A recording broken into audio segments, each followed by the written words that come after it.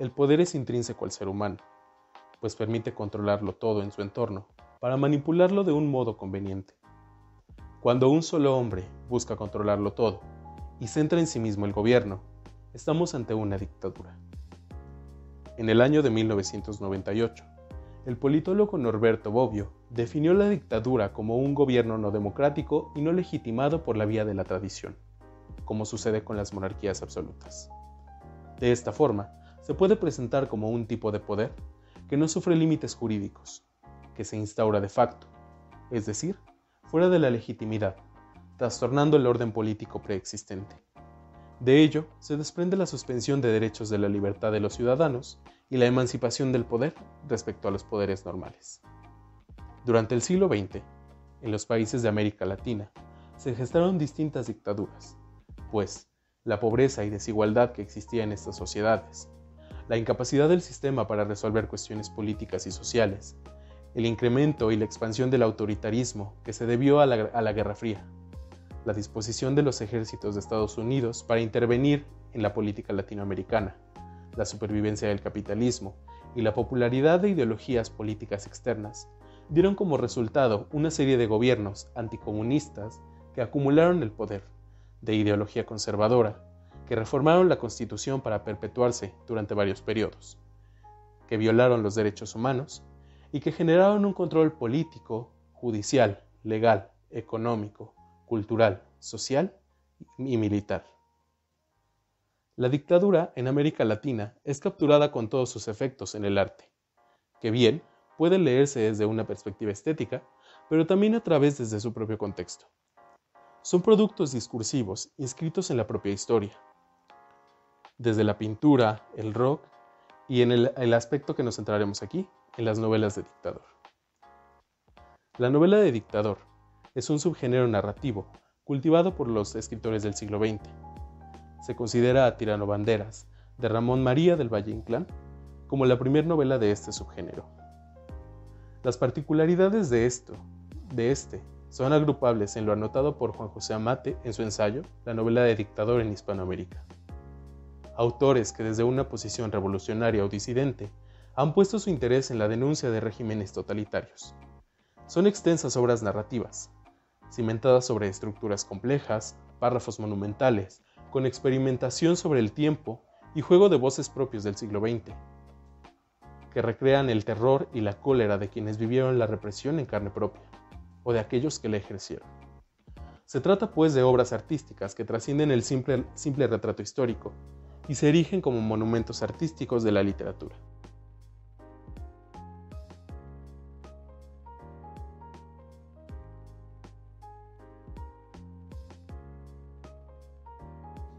Un aspecto fundamental para la novela de dictador es la construcción del tirano, pues este siempre se encuentra al centro del discurso.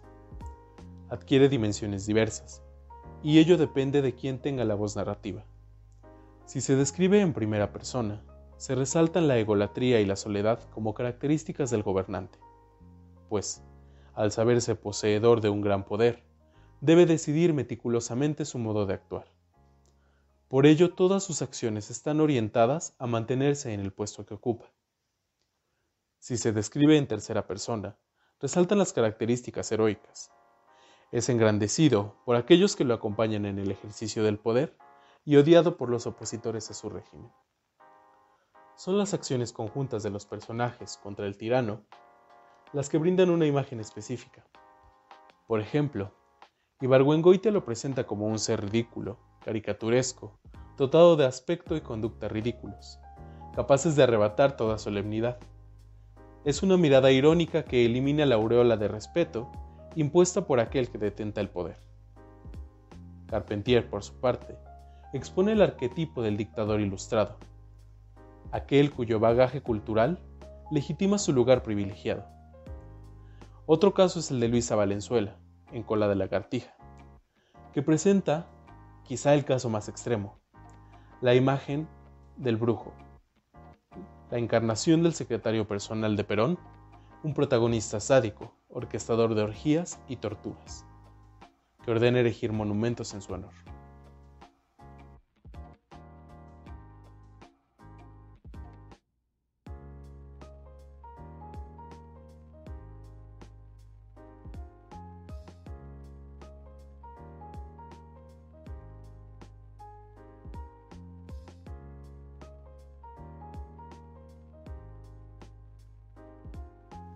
los espacios. En estos relatos, el espacio resulta determinante para emular los ambientes represivos de las dictaduras. Dentro de la narración, los espacios cerrados permiten al lector adentrarse en los planes y conspiraciones fraguadas por las altas esferas.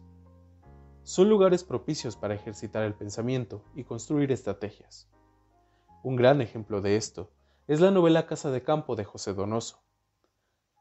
Dentro de los cuartos y pasillos, los múltiples personajes tienen la libertad para conversar y exponer sus pensamientos propios, generando alianzas. Los espacios abiertos permiten observar al dictador en todo su esplendor, como en Fin de Fiesta de Beatriz Guido, que convierte el funeral de un caudillo en un mitin político.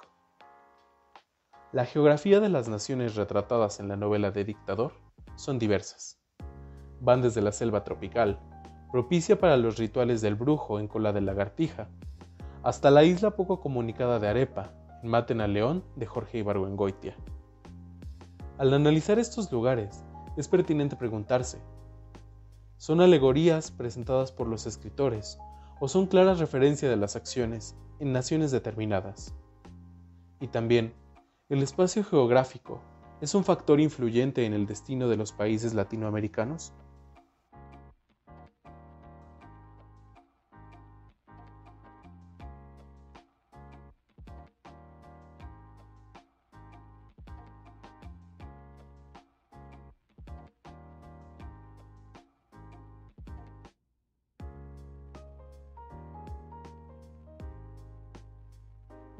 Situados en contextos de desigualdad generalizada, no resulta sorpresivo que la lucha de clases adquiera un lugar protagónico en la narración.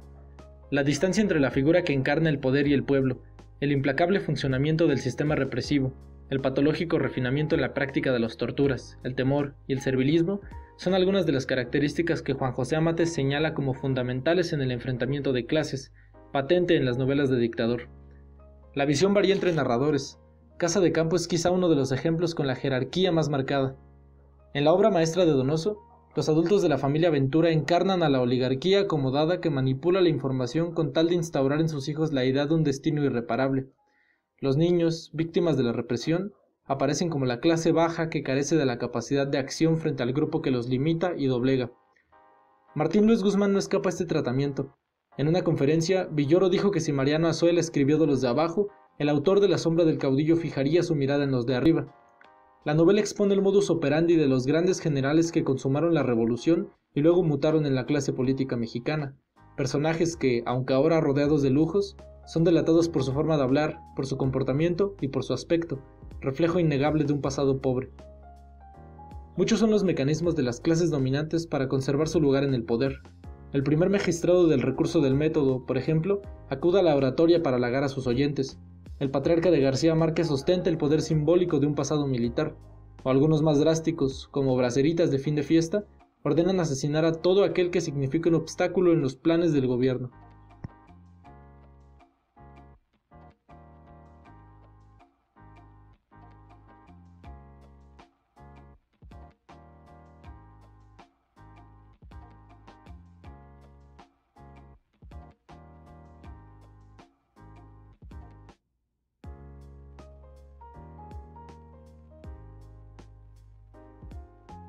Si bien los aspectos alegóricos y temáticos de las novelas guardan una aterradora relación, pues todas las dictaduras se parecen, es en la forma donde se manifiestan las grandes diferencias. El siglo XX, lo sabemos, fue un periodo de enorme creatividad artística.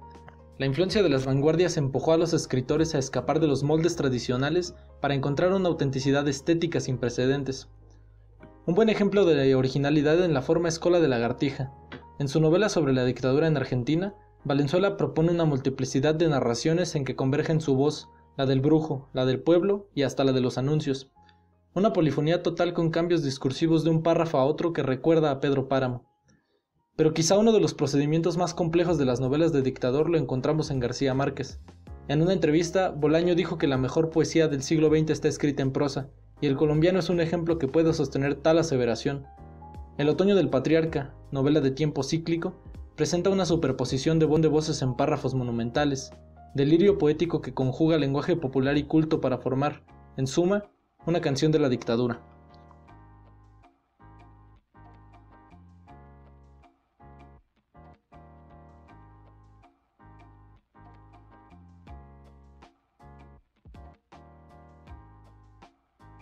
La literatura no es un fenómeno espontáneo.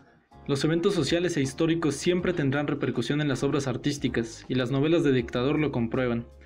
En este video hemos abordado apenas unas cuantas, pero la lista es larga. Tirano Banderas de Valle Inclán, Yo el Supremo de Roa Bastos, El Señor Presidente de Miguel Ángel Asturias, Santa Evita de Tomás Eloy, La Saga Nacional de Beatriz Guido, A 20 años de Elsa Osorio o Tengo Miedo Torero de Pedro Lemebel. En fin, una enorme cantidad de obras que reflejan los hechos violentos e inhumanos inherentes a los regímenes totalitarios. A décadas de su aparición, cabría preguntarse cuántos de los aspectos tratados aquí perviven en las naciones hispanoamericanas y cuántos hemos podido superar, si es que alguno hemos superado. Estas novelas, de innegable valor estético, son también memoria, homenaje, recuento del horror y un incómodo recordatorio del pasado de América Latina.